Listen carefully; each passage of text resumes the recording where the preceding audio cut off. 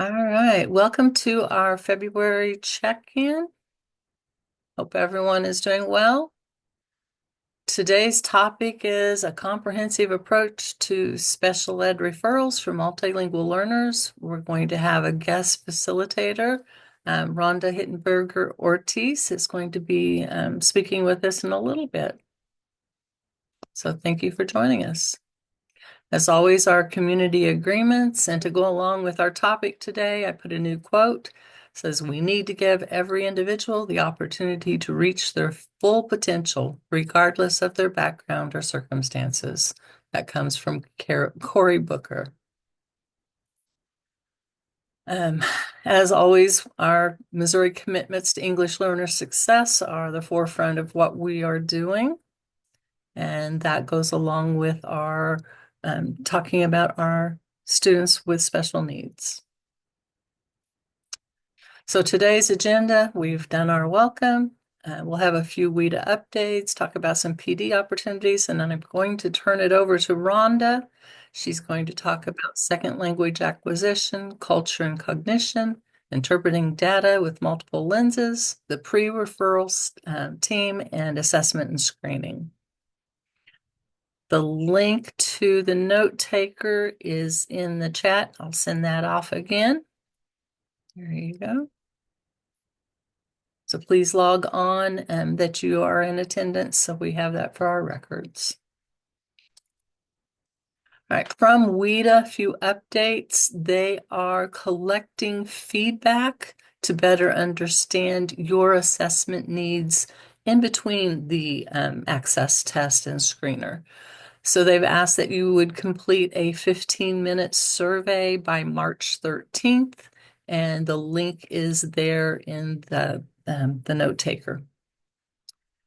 So they're also looking for nominations for the WIDA Fellows. We had a couple people from Missouri last year. So if you know someone that you want to nominate or yourself, please do so through the WIDA Fellowships webpage linked here on this page. Okay. WIDA is also looking to create some new learning opportunities, and they'd like your input on what type of workshops they should offer in the future. So if you have time and will want to complete one of these surveys, they want some information on kindergarten access professional learning and Spanish language development. So if you would, there's another survey link for that. They also just released an article on classroom assessments that's linked here, both in English and in Spanish. There's also a new WIDA self-paced workshop that we have available on classroom assessment that I invite you to look at. A new webinar was just released as well on key language uses in writing, both in Spanish and English. That's available through the secure portal webinars or this link here. And then there will be 2 future webinars on assessment topics, data access validation on March 4th, and then interpreting access scores on March 11th. And again, those are available through the webinar page on the secure portal. In case you have not heard, our testing window has been extended to March the 7th. Hopefully we can all get our assessments done by that time. Everything else remains in place, so those other dates should not change at this time. So that's available there for you. As always, the link to our curriculum calendar at DESE is given here for any and all upcoming professional development offered by the state. And Elevate is going on in June, both in St. Louis and Kansas City, and I have provided the registration links for that on this slide. Our next check-in will be supporting high intermediate English learners, those that are nearly proficient. and things we can do to assist them in their learning. Then in April, we'll be talking about family engagement, and in May, we'll talk about analyzing access growth. And all of our past check-ins are available through the check-in hub that's linked here at the bottom of the screen. As always, I'll bring up again that we have our self-paced WIDA e-learning modules available to all Missouri educators. These are the topics that are offered. Please look at those and participate if you are able. There's a lot of good information offered there. And with that, I'm going to turn it over to Rhonda. Rhonda, let me make you a co-presenter so that you can share your screen on just a moment. All right. And again, I shared the agenda. There's a link to her screen, her slides, if you want to log on to that. And Rhonda, I'm going to log off, stop sharing, and let you share your screen. All right. Thank you, Cami.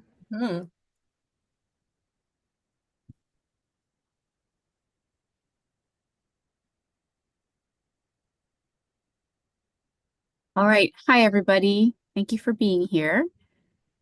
So, can you hear me?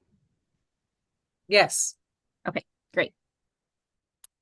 All right, let me just get these out of the way. So, hi, I'm Rhonda Hittenberger Ortiz. I am the Southwest MEL instructional specialist located at Missouri State University in Springfield. And we're going to talk about the steps to take and the considerations to review while we're trying to decide whether a student should move on to the evaluation process for SPED. So we'll talk about these various issues. So I want to touch on second language acquisition. And here's the thing, I know that we are all ELD professionals here. So some of this is going to be like just confirmation of stuff you already know. But again, what we share today ideally is something that then you can go back and use these resources to share with your people in your settings. We're going to talk about the enmeshment or the link between culture and cognition. Number 3 is interpreting data through multiple lenses. 4 is the specifics of a pre-referral team as defined by DESE. And 5 is assessments and screening. And hopefully you got that. Again, these slides are in the note taker. So basically, the order of events that we're going to do, or the way we're going to look at multilingual learners who are struggling, kind of follow the steps there in the blue on the left. There is a link to this flowchart. Again, this is something great that your SPED people can have with them printed out and have for referral. Your classroom teachers can have it. It's guidance from DESE, and sometimes we get the impression that there is no guidance from DESE about multilingual learners who are struggling, but there actually is.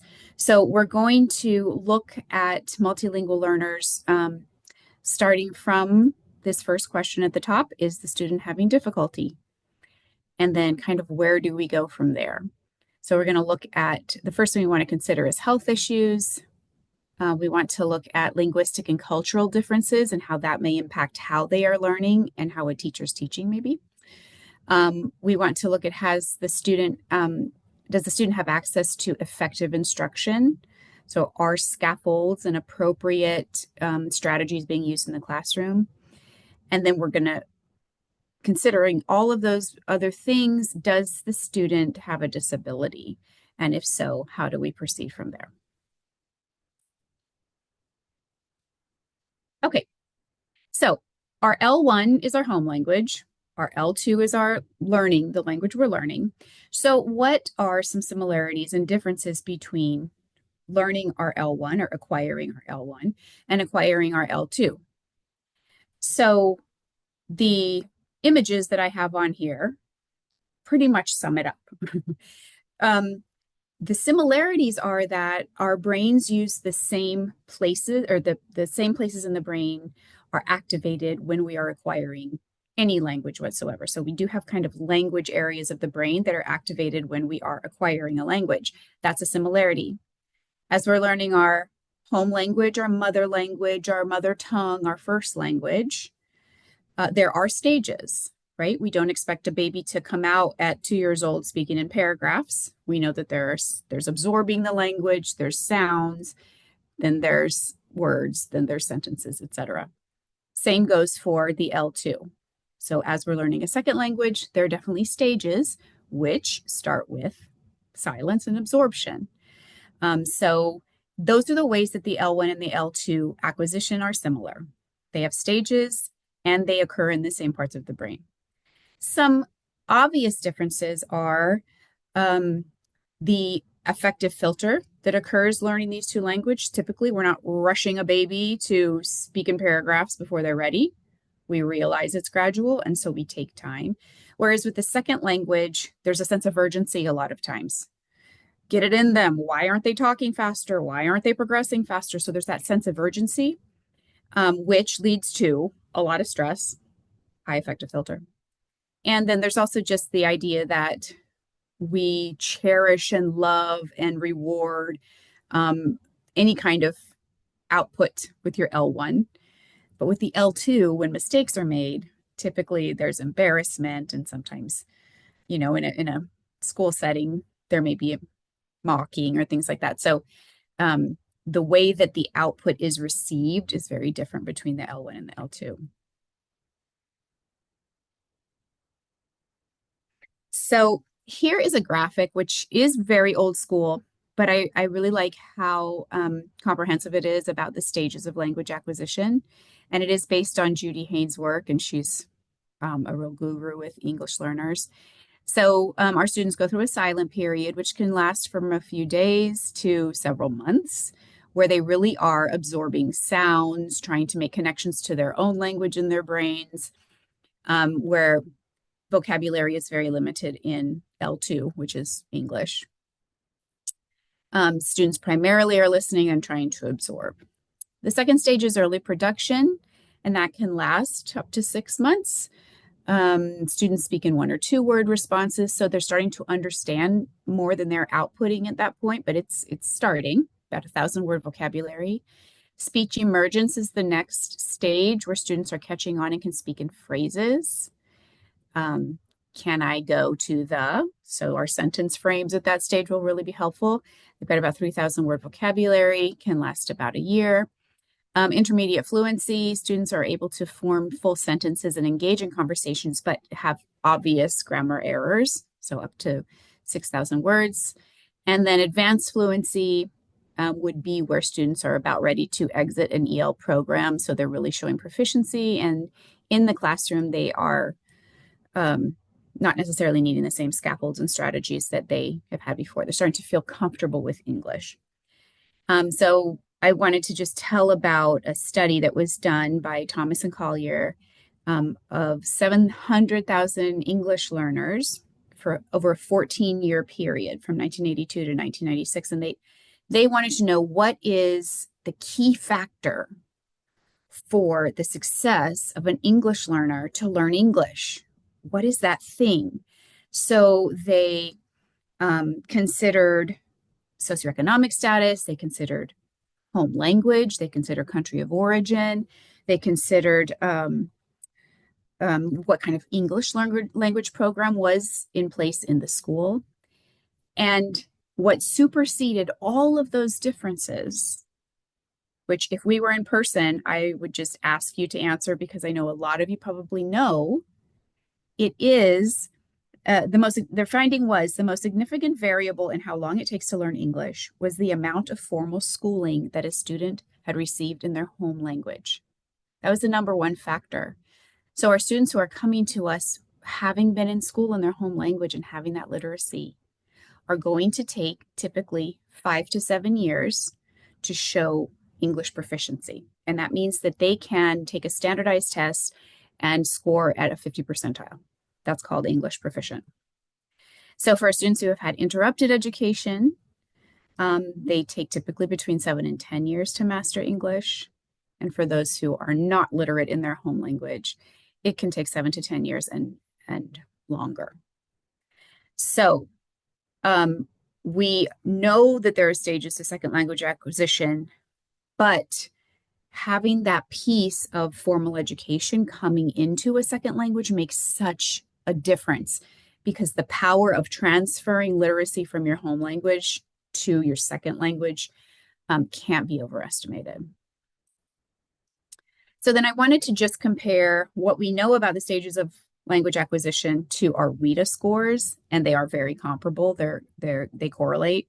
So the silent period in second language acquisition basically mirrors entering. Early production is when students are emerging. Speech emergence would be between 2 and 3, developing, and then intermediate would be around expanding, and advanced fluency would be very similar to bridging and reaching. So, and that's just to point out that WIDA didn't just come up with these levels. This is actually from study about second language acquisition. So that's where that comes from. So whenever we talk about second language acquisition, I think it's so important to say this is not a science. It's an art and a science, right? So learning takes time. Any learning that's going to stick takes time. So I always want to say to teachers, be patient. Language learning will come based on time, based on exposure, and based on need, based on as children grow up, they realize, oh, I need this. And so we just have to remember that language acquisition um, doesn't look like one arrow moving up. It's kind of up and down, and everyone's growth looks different. All right, so let's talk about culture and how this relates to learning. So, cognition just being mental processes that we use to interpret and perceive things, right? So, culture is the lens through which we see everything, right? So, we can't talk about learning and learning disabilities or learning delays without involving culture. It's impossible to separate the two. So, if we look at this image, the person in the blue pants is convinced that that number is 9. And the person in the gray pants is convinced that the number is 6. In each of their realities, they are right. But from a objective perspective, they could also be wrong. So there's a saying, Stephen Covey says, where you stand on something depends on where you sit. So where are you sitting in the world? Where are you sitting in your education, in your abilities, in your cultural background, in your norms? All of that is going to impact what you see and where you stand on things. So we know in this world and in our country, there are lots of things going on, and people are standing in different positions and seeing things different ways. It has so much to do with what our experience is, where we're coming from experientially and culturally. So the famous quote, we don't see the world as it is, we see the world as we are. So this is true of our interactions with people. It's true of how we view important topics. And it's definitely true of how we see our students and how we teach our students. So here's another quote from Stephen Covey. He says, we interpret everything we experience through mental maps. We could also call them paradigms or culture. We seldom question their accuracy. We're usually even unaware that we have them. We simply assume that the way we see things is the way they really are, or the way they should be. The most dangerous thing to think is that we are seeing something objectively. As soon as a person says, well, this is an objective statement, then they're demonstrating their subjectivity. Everything is subjective because we all have our own lens, our own paradigm. So, and when we say the way we see things or see the world, we're talking in terms of perceiving, understanding, and interpreting.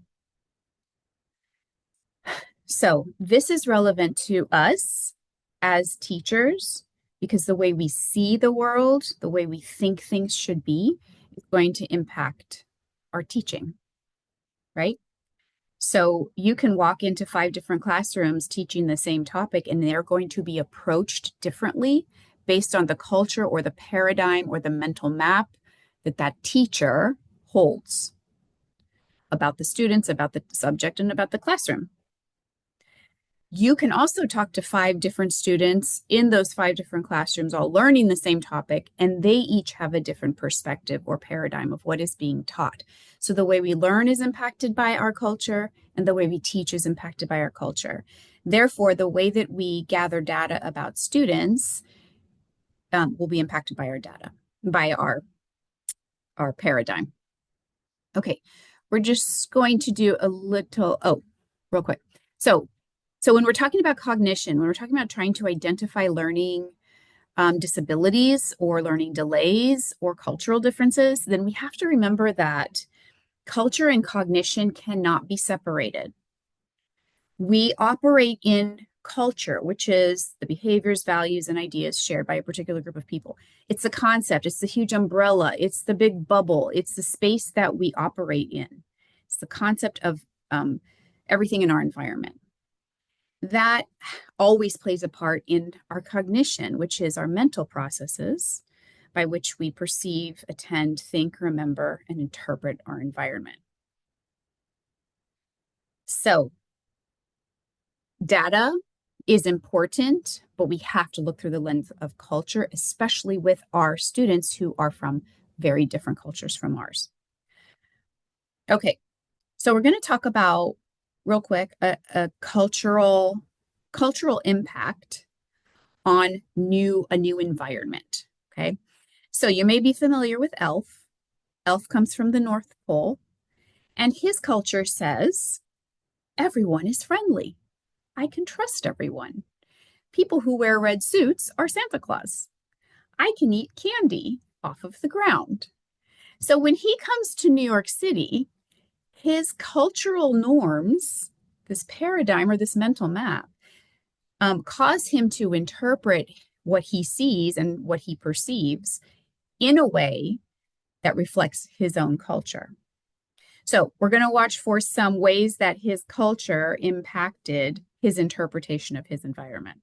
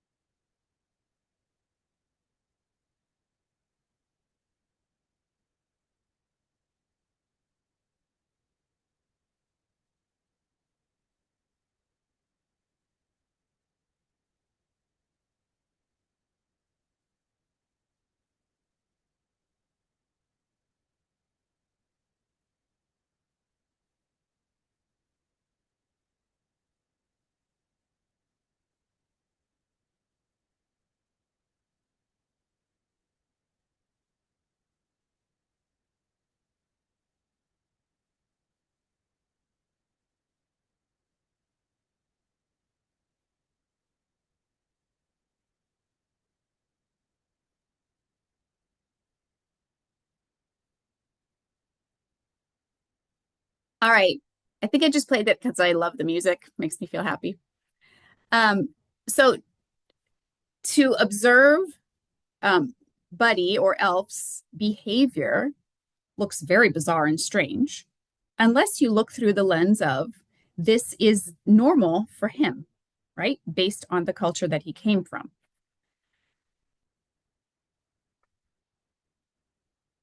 So here is his culture. So, for example, a red suit equals Santa. That is his culture.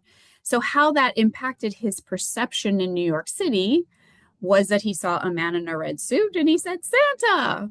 not Santa. So he misidentifies the man in the red suit. That's his culture acting on his cognition. Um, in in his culture, candy's everywhere. You can eat off the trees. So he eats gum from the subway rail. It comes from a very trusting culture. So if the sign says it's the best cup of coffee in the world, he believes it. In his friendly culture, he would wave to everyone, including the guy waving down a taxi. He's not used to traffic in his culture, so he hops across a crosswalk, isn't sure what a crosswalk is for. And then just he's joyful.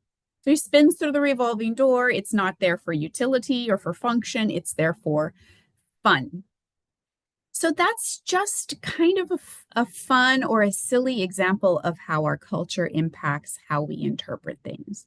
And so for our students who are coming from such different backgrounds and may just have such a limited awareness of what things are here because of cultural differences, they may misinterpret some things that are presented to them. So we have to look through that lens. Could this be just a lack of awareness, cultural awareness, or where is the difference coming from that we're noticing for this child? So here's a quote from Collier. Collier, again, that we mentioned, did the research earlier on ELs. So cultural identity and cognitive development occur concurrently and are enmeshed with one another. Both describe perceptions and the manner in which we develop awareness of and interpret our environment. And as pertains to SPED referrals, any effort to assess or provide intervention with cognitive development must be done within the cultural context. So, what that does require is that we know our students' cultures. We don't have to know them inside, outside, backwards, because some of us are in schools with so many cultures that would be a full-time job just to keep up with all of them. But we, as we're looking at data about a student that we're concerned about, we certainly have to put on the lens of the cultural context for that student. And again, we're going to remember that students come to us full of knowledge. Nobody is an empty vessel. Everybody comes to us full of these experiences, some amazing and wonderful, some horrible. But it's all packed into these little bodies and these little brains. And so we have to remember that as we are looking at data about their academic development, that it impacts how they are learning and what they are seeing. So we look at culture anytime we talk about learning because of this quote. Culture is the lens through which we look at the world. It's the context within which we operate and make sense of the world. And culture influences how we process learning, cognition, how we solve problems, and how we teach. So we are going to look at data then that we're gathering on our students. We're going to look at it through multiple lenses. I love this quote by Dr. Wayne Dyer, who says, when we change the way we look at things, the things we look at change. So in other words, I might have data on a student and man, I think I've got all the diagnoses down. But when I add some things, when I consider some different lenses, it might completely change what I'm looking at. So here are a couple things we need to be mindful of. So culture is one. We talked about that. Where is the child coming from? What may be norms for that child that could be causing some confusion here? But there are also some very practical differences when our students are learning in our US schools. Number one, language differences. So what language backgrounds do they have and how is that impacting what they're seeing and what they're producing? Okay, so if a student's coming to us from the Roman alphabet, English, Latin base, we're good. Left to right, the letters look similar. We've got capital letters, we've got, lowercase letters. Like there's a lot of similarity that can carry over. There can be a lot of positive transfer. But if our students are coming from alphabets that are character-based alphabets, like a lot of Asian languages, like Korean, Chinese, and Japanese, or they're coming from Arabic-based, where words are written and read from right to left. That's another layer of learning that has to be done for those students, which we can do. We can do that explicit teaching, but we also need to make our teachers aware of those differences and provide extra time for students to get used to it. If I had to walk around writing or reading the opposite way that I do now, that would slow me down big time. So again, helping teachers understand those differences so that they can be patient. Another difference that teachers may or may not be aware of is just differences in numbers. We think numbers are universal. They really aren't. um, so here's one example that we don't think about sometimes. A comma and a decimal can be opposite in certain languages. So languages that are based in the EU, so that would be Spanish, Latin, some Latin-based languages, and this isn't true everywhere, but it is true in certain places that the Europeans have colonized, is that the comma and the decimal are used the opposite way that we use them. So little Frenchman with his baguette at the bottom there is saying, we do it the other way. So that's something to think about in math. If you have students from a French background, they may be confusing the decimal and the comma, but the answer is actually correct. So just, again, that awareness.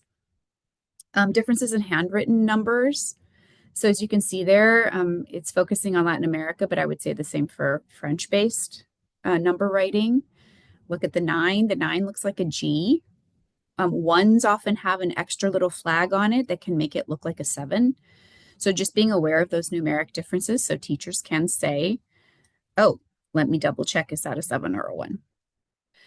In Chinese, they do use the same, similar characters to us, but the 1, for example, looks like a minus sign. So that's something, again, that could be a confusion. Just one more layer. Arabic numbers. So look at their number 5. That could look like a 0. So being mindful of that again. And finally, if we're thinking about reading and writing from right to left, math calculations are also done right to left. So imagine doing square roots and division like the complete opposite way. We're going to ask students in our math classrooms to do it the opposite way that they've been taught their whole lives to do it. That is going to take time. All right, so we have noticed that a student is struggling. We want to gather data. As we're looking at the data, we're considering their culture, we're considering possible linguistic differences, possible mathematical differences, and then we also want to consider these exclusionary factors.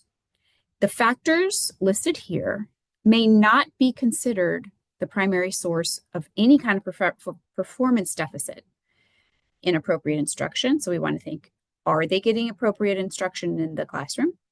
Acculturation, are they new and they're just still figuring out how to even survive in US schools? Are they in the process of second language acquisition and that may be slowing down their responses or their comprehension? And then their socioeconomic and experiential background. Is there kind of gaps in what they need to know in order to perform in the classroom? So those are called exclusionary factors. We have to look at the data that we're gathering and say, does any of this data reflect these exclusionary factors? If so, we may not consider them to be valid as, or we may be considering them to be the reasons for the performance deficit. So we need to go back and provide evidence that the child is receiving adequate and appropriate instruction in second language acquisition. And furthermore, we need to use multiple sources of data to assess all areas of concern. So in other words, we're not looking at the first MAP score that they got there 2 months ago and now they're taking MAP and the score is terrible. No, we're going to look at multiple sources of data. So Here are some examples of formal and informal data gathering. It can be standardized and non-standardized assessments. We also want to look at nonverbal measures. So maybe the student's struggling with reading and writing, but if I ask them a question, they can answer me, or they can draw it. Observations of the student, how are they interacting with their peers, for example, parent and teacher interviews, progress monitoring and peer comparison data, performance samples, etc. So again, the importance of looking at students through multiple lenses and with multiple opportunities to show what they know. So like the flow chart shows, let's make sure that we have considered their physical health first. Remember, our kids, if they grew up in the United States in a US school, we are just, those nurses and nurses are poking and prodding them from the day they enter school. They've got the shots, they've got the hearing test, they've got the vision test, all of it. But we may be getting students in middle school or high school who have never been to a doctor. So we want to consider their vision, their hearing, their nutrition, their sleep habits. Consider those first when we notice some concerns about their progress. It's also important to consider food and environmental allergies. It's very possible that they are eating things they've never eaten before when they come to us, and that may be impacting their health in some way. So consider physical health first when there seems to be a concern. Even if there doesn't, we need to be looking out for that, no matter for all our kids. Okay, so as we're gathering data, let's say we notice some behaviors or we notice some things, and we want to say, where could that be coming from? What could be the source of that difference? So this is a link. You have a link here to this document that is titled Contrasting Possible Explanations for Typical Academic Difficulties Encountered by English Learners. So let's look at this observable behavior. The student is very literal. They seem to miss inferences, subtleties, nuances, and innuendos. They're not able to kind of flow with abstract thoughts. We might immediately think autism, because that is a characteristic of autism, or processing difficulties. But let's look at it through the lens of a possible EL explanation. Possibly they don't have enough English yet to express or represent abstract concepts. We learn concrete concepts first. Especially younger children are going to think and be able to process concretely before abstractly. So is it possible that they just are still learning enough of English to be able to represent abstract concepts? Or do they have reasoning difficulties or comprehension difficulties? How about this observable behavior? We notice that a student can't seem to categorize, classify, or summarize when we ask them to do so with various topics. Well, if we look at it through a cultural lens, it may be that the student doesn't understand the topic of study enough to really be able to classify or summarize, or they don't understand the directions in English and they need that task to be modified. So I always think of beef, cattle. If a Midwestern kid growing up on a farm were to see a picture of a cow, they might classify it differently from a student who is coming to us from India or from a Hindu background, where cattle are considered to be sacred versus dinner. So being able to categorize or classify could have a cultural differences, right? So that is one resource that we can use to look at observable behavior in the light of a possible cultural difference versus a disability difference. Now, this one is another one from DESE that compares disability or second language determination when we see certain results academically or behaviors. So this one is more subject area specific. So I appreciate that. This one is math. What are some things that we may notice in math that either could be a disability or it could be caused by second language differences. So if we notice that a student manifests difficulty learning math facts or math operations, I'm saying we're probably noticing that with a lot of students. So what could be the reason? Well, if we look at this second column says indicators of challenges caused by second language acquisition. It could be that the student lacks comprehension of oral instruction in English. It's very common for teachers to just throw out a long instruction or directions for what to do for homework. And if it's not written, a student can just lose track of that oral instruction so quickly if they're learning English. So even just the basics of writing instruction, reading the instruction to the students so that they see it and they hear it. Now, does the student show improvement with visual input, with native language support, and other effective strategies providing comprehensible input? If so, then that's good. That's what the student needed. It's not necessarily a disability. Alternate to that, indicators of a possible learning disability in that third column could be that a student has difficulty memorizing math facts from one day to the next. That is something that you will see over time. But again, for this audience here today, helping your math teachers to provide effective strategies for comprehensible input is going to be a challenge. That is not something that probably comes naturally in some math classrooms to provide all those extra linguistic supports to access the math learning. So that is the one way that we as EL teachers can really support our math team. Okay, another important factor. So we're looking at the lens of culture. We're looking at the lens of physical health. We're looking at the lens of second language acquisition. Are we still in the stage of needing those supports? Another important thing to consider is what the true peer, the peers of those students, how they are developing.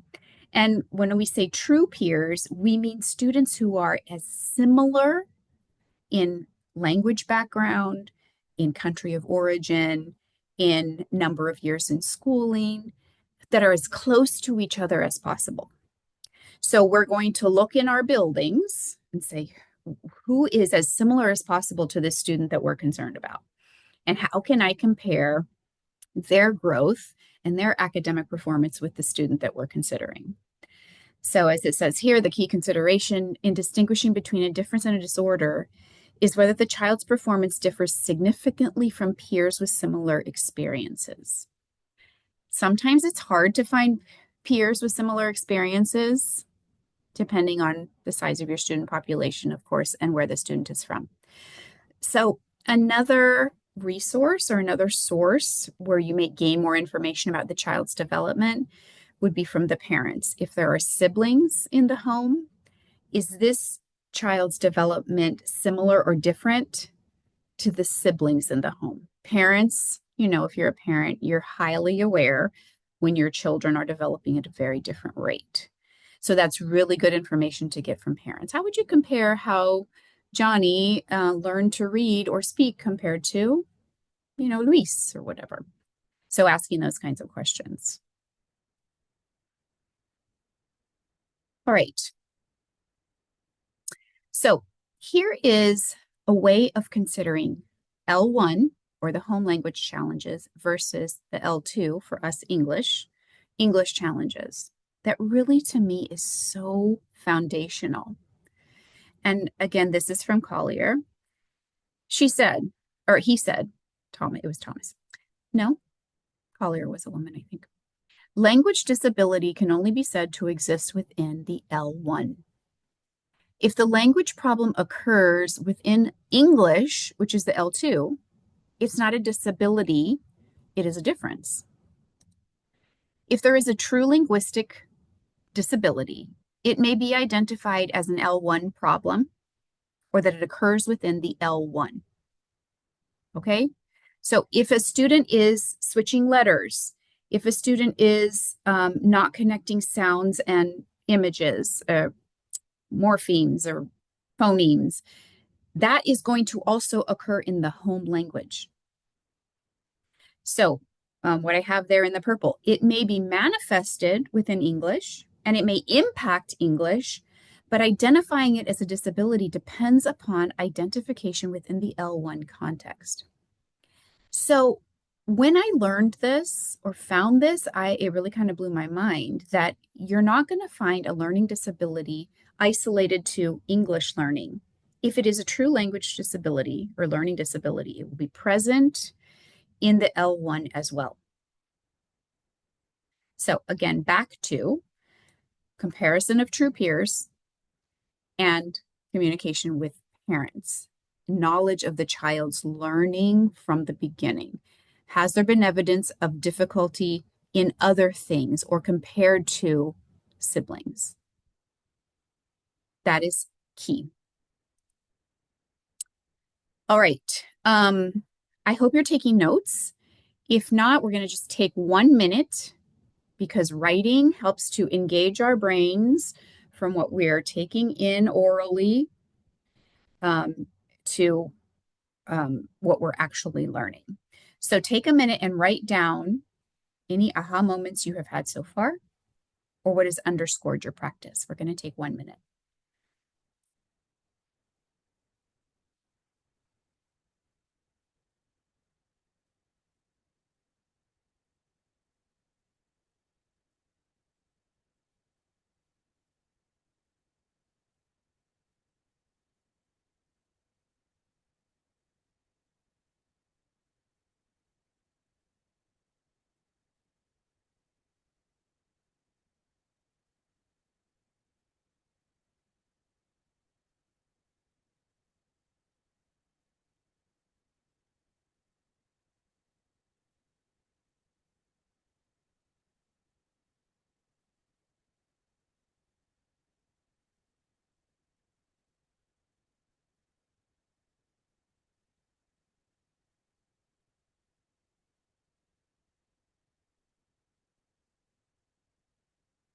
All right, hopefully you you were able to jot something down. That really does make those synapses spark when we write down what we're learning. Okay, we're going to spend the next few minutes talking about our pre-referral team. So again, DESE offers us a lot of information about how to have a really robust multi-perspective team. So this is the document that you can refer to, identifying, supporting, and reclassifying English learners with disabilities. So I gave you the link there and the pages where to find this, although certainly reading around all those pages is really going to be useful too. But here are some of the things that this document includes. The collaborative responsibilities of the team, parent and family engagement, strategies to support student progress, and identification of English learners who are also deaf or hard of hearing, visually impaired, and who have severe cognitive disabilities. So this is currently housed on the ELD website. It may also be on the SPED website. I'm not sure about that, Cami, but certainly it's a document that you could share with your SPED team. Okay, so this is the page. Do I have a page number? Well, it's page 16 through 19.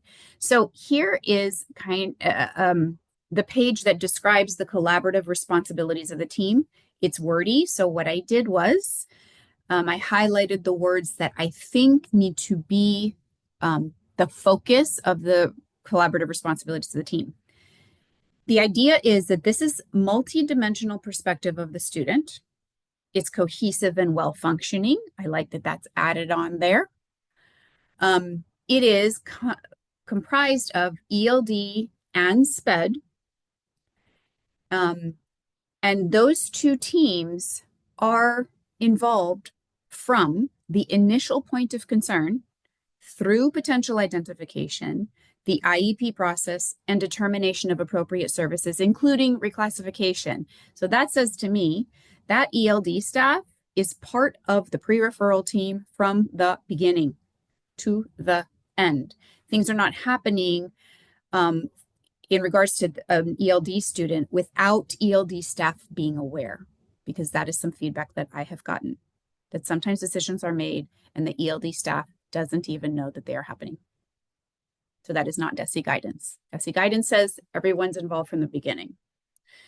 All members, the second bullet says all members of the IEP team should also be trained on culturally and linguistically responsive interventions and services.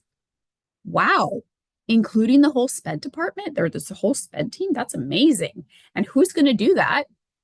That's going to be you if you're the ELD person on that team. You are going to be educating the entire team on best practices and culturally and linguistically responsive interventions. So it really is meant for the ELD staff to learn more about special ed and the special ed staff to be learning more about ELD. And then, of course, that third bullet says request interpreters and translators for parents and legal guardians. Again, which will probably fall to the ELD staff. And finally, educate the entire team on best practices in ELD. What an opportunity. This pre-referral team is an opportunity for the ELD staff on that team to teach them all about it. So I'm excited about that. That's guidance from DESE. Okay, so here's who you may have on your team currently or who you may need to add. So here's little Juanito in the middle. You're going to have the classroom teacher, possibly the counselor and behavioral specialist, depending on what the issue is. Input from the parent and caregiver. They're not necessarily going to be on the pre-referral team physically, but somebody needs to be responsible for getting information about the student from the parents and caregivers to include in the pre-referral considerations. ELD staff will be present. SPED staff will be present, possibly also the speech language pathologist. Again, depends on what the issue is. The nurse and social worker, potentially, depending on what the issues are. Okay. You may look at your setting and think, oh, well, what about this person being on it? Or should the principal be on it? Possibly.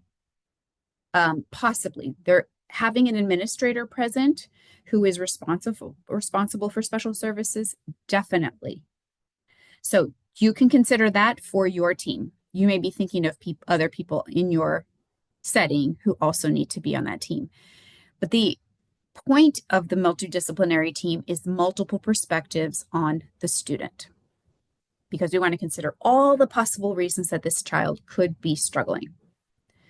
Okay, so you gather the people, and again, this can be in person, or it could be digital, or it could actually be a shared document that you're all inputting information on. So it doesn't necessarily have to be in person.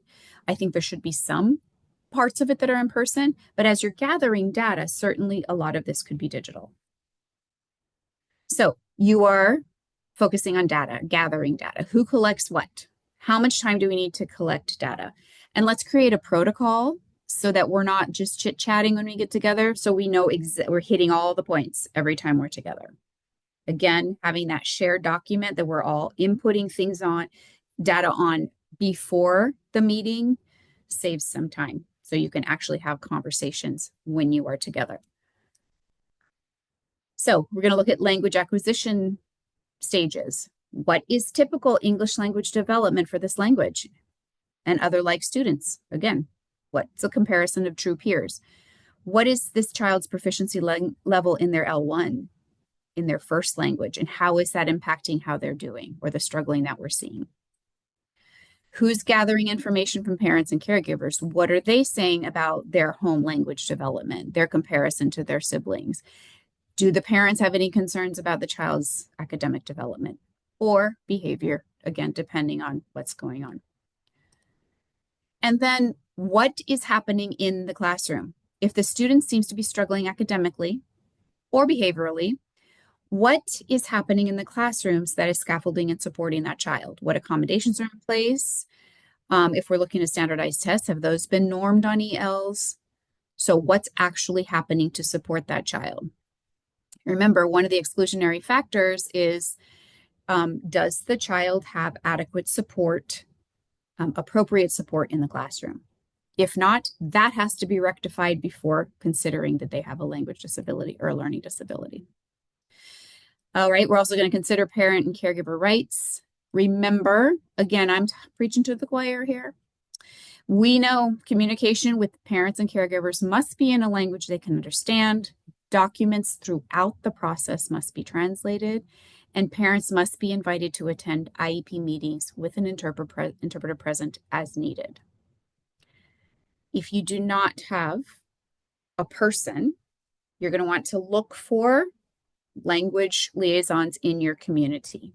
This could be people in restaurants, businesses, churches, mosques, university people, people who can be trained to support parents in person in these IEP meetings. That would be ideal, an in-person translator, interpreter. But you can use digital support if you need to, and here are just some recommendations. And then, of course, language line is another option. Okay, so I mentioned that you need to have a protocol to make sure that you're hitting all of the important topics as you are going through this pre-referral team. So I copied this. This is adapted from San Diego, and yes, it is a little bit older. It's from 2012. So that may be why the title is Checklist for IEP Teams Considering LEP or IEP instead of considering multilingual learners for the IEP. But the content is still really good. It's asking important questions. So, oops, I'm just going to hit on a couple of them. Wow. Okay, I'm just going to hit on a couple of them. Has the dominant language in the home been considered? Have the cultural values and beliefs of the parents been considered? Down a little bit below, is there collaboration between general and special education as well as the ESOL education? So if you don't have a protocol or you don't have kind of guiding questions, this would be one good example that you could riff off of if you wanted to. Okay, so just reflect for a minute. You can write this down on the notes that you have been taking or the little notes that you took earlier. Who is or who should be included on your pre-referral team in your setting? So considering who we already talked about, is there anyone that you would add? Is there anything that came up during the pre-referral team conversation that you want to remember in your setting? Just take a couple seconds and write that down.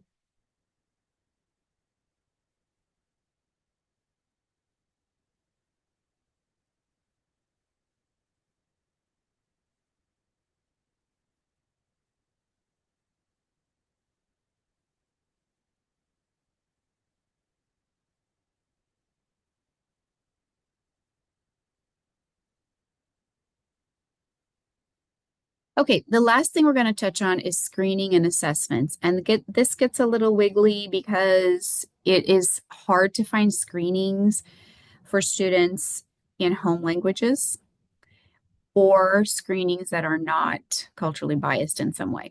So I get that. At the end of the slides, there's going to be 2 slides worth of potential assessments that can be used. And then we're also going to just touch on how to use ChatGPT for some L1 assessments in a very informal way. Okay, so considerations when we are trying to select appropriate instruments for assessments. So we want to tailor an evaluation plan to the specific cultural, linguistic, and developmental characteristics of the student. So we're asking, how can this student best show what they know? What type of assessment would help that student show us what they know? So we're not superimposing an assessment on the child. We're thinking of the child's background and saying, how can the child's background be superimposed on the assessment to best show us what they know? We want to ensure that assessment materials are not culturally, linguistically, or racially discriminatory. Well, hello, I would hope we're considering that for any student that we have. So we may need to be checking, are there examples used in this assessment that portray students' languages or cultures as inferior? I hope not, no matter what assessment we're talking about. Um, Furthermore, we want to select or examine, sorry, examine test items for cultural bias and appropriateness. So again, what cultural background knowledge might be required to understand the assessment? So is it heavy on, is the assessment heavy on US sports or holidays or seasons or history that may actually require some cultural knowledge for the student and may be confusing or may be a hindrance to them answering appropriately or answering accurately? So you can make modifications to assessments, but there is a point when the modifications that you make, they just mess with the results of the assessment and may negatively impact the validity of the scores. So those results may not be used as a primary source for eligibility determination, but they can be used as descriptive information. So if I have gone back onto an assessment and instead of it being about US football, the Ravens or the Philadelphia Eagles in the Super Bowl, and I've changed it to talk about soccer and the World Cup, it may or may not impact the validity of the score. But if the student can answer the question because I changed it to a soccer theme, that tells me something, right? That tells me that the student knows the content if I can change the context of it. Okay. So again, that refers to considering many sources of data and not just one. All right, common misconception is that students have to be in the US or have to be studying English for a certain amount of time before they can be considered for SPED. That is not true. There is no waiting period. EL students, like all other students who may have a disability and need services under IDEA, are located, identified, and evaluated for special ed services in a timely manner. A student suspected of having a disability must not be denied an evaluation, and if eligible, must not be denied access to special education until he or she becomes proficient in English. So I did this presentation in a district not long ago, and this was a huge gasp in the whole room that this was actually true because they had been told by someone that they had to wait 6 months before considering an English learner for SPED. That is not true. We want to certainly have an appropriate amount of time to examine all the causes of why the student may be struggling, but there is not a time limit waiting for the child to be proficient in English. Real briefly, I wanted to touch on how can we evaluate the students' L1 literacy? How do we know what they know in their home language if we can't find a test in their home language? So we can use generative AI, and I'm talking about ChatGPT, Google, kind of the free ones, to do certain things to help us. So we can translate questions into many languages. We can change reading levels. We can create quizzes using WIDA score level. I can type in, create a quiz for the Three Little Pigs at WIDA score 1.5. And we can develop rubrics with differentiated assignments. So I just have a quick example here. If I have a student coming to me from Haiti, they may be in second or third grade. I have no idea what their literacy was if they were in school. I just don't know. I need to know what they know in Haitian Creole. So I typed this prompt into ChatGPT. Please write a 50-word summary of the Three Little Pigs in Haitian Creole. I chose the Three Little Pigs because I know the story of the Three Little Pigs, and it is a common story in lots of different cultures, right? So it gave me this. All right, so basically 3 or 4 sentences. Looks like something a second or third grader could read if they can read. So I'm watching the student. I'm asking them to read it to me out loud. I'm watching them to point to the words to see if they're following the words from the first letter of the sentence to the period, first letter of the word to the period, I can gather some information about literacy just by listening to them read. Even if I don't understand all the words, I can tell if their eyes are following or tracking. I can tell a lot just by watching them read. Also, if I show this to a student, they go, ah, then that tells me something too, right? But what if I want to know if they have comprehension? So then I can add to that prompt. Then I said, please create a multiple choice quiz for the Three Little Pigs summary. Write 4 questions with 3 choices each. Write the questions and choices in English and Haitian Creole. This is going to help me know if they can answer questions about what they just read. So for example, it says question 2. In English, it's how did the wolf try to enter the pigs' houses? I know what the answer is. And then the student's going to answer it in Creole. And I'm going to know if they have comprehension in their own language. This is not a formal assessment. This is really for languages where we don't have formal assessments and we just need to know, can the student read in their home language? Because then I, as the ELD specialist, can make those transfers and make those connections for them. And also, this is something that Desi offers that Cami developed is a math quiz that is very numbers first. So they use as few words as possible so that we can get a general idea of where their math level is, because I know that's a frustration too sometimes. All right, so the rest of this document is really just so many resources. There's a Q&A resource from Desi that's linked here that has lots of just, when you need to find an answer real quick, look on this document and it will guide you to the answer. I would recommend anything by Dr. Elsa Cardenas Hagen. She's a bilingual SLP in Brownsville, Texas. She's so good. Any video you can watch with her, any webinar. She also has a book about literacy foundations. It's very good.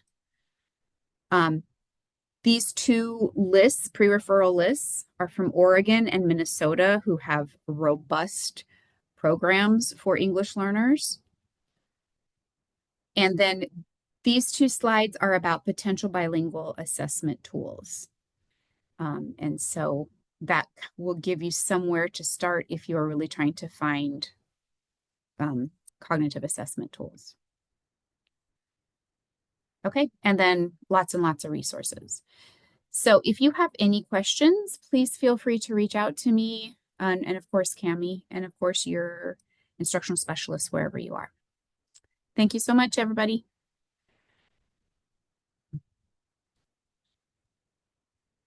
Thank you, Rhonda. That was great.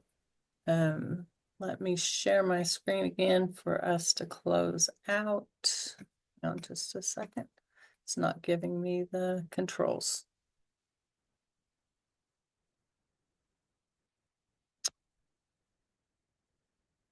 There we go. Well,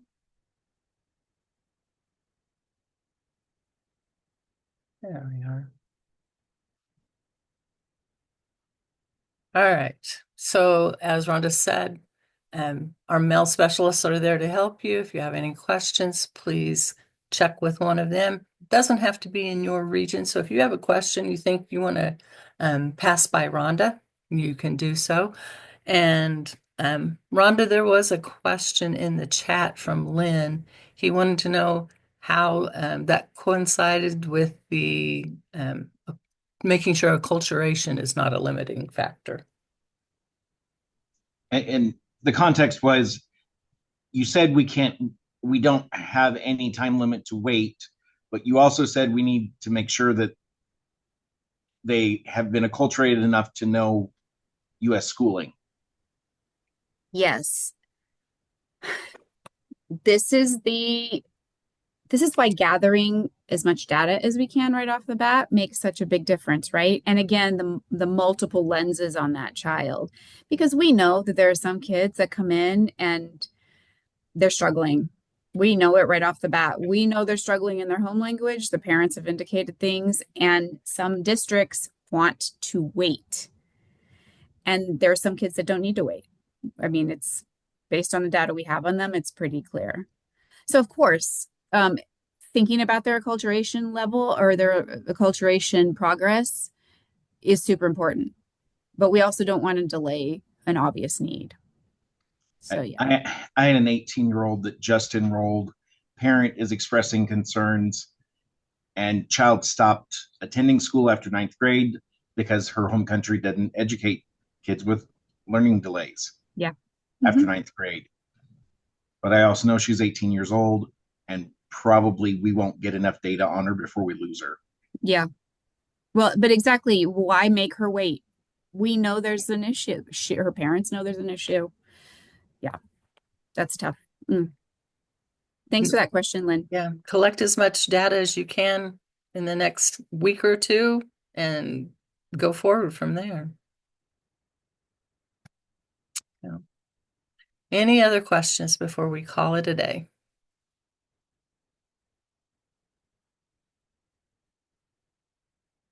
All right. Thank you all for being here, and thank you again, Rhonda, for sharing with us. We look forward to seeing you next month when we'll be talking about students who are nearing proficiency and how we need to keep meeting their needs. All right. Stay safe, and hopefully you're finishing all of your assessment, your access testing. Good luck with that. See you all later.